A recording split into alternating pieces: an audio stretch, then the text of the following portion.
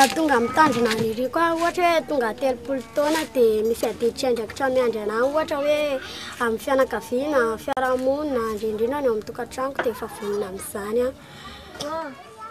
Zaho zany olona Kamboro dia mamanay manantena dia miafiafy izy zany mamelona anay rehetrarehetra dia raha ohatra hoe tsy manana mamanay dia zokinay lahy manome aloha dia zaho zany raha tsy hitako mivoatra ny mamanay dia zay aho vao mieritreritra an'izany hanambady izany.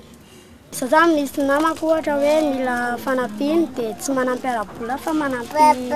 hoe mampahery anazy hoe aza mintsika fa misakafo tsy maintsy mandala an'izany daholo ny olombelona.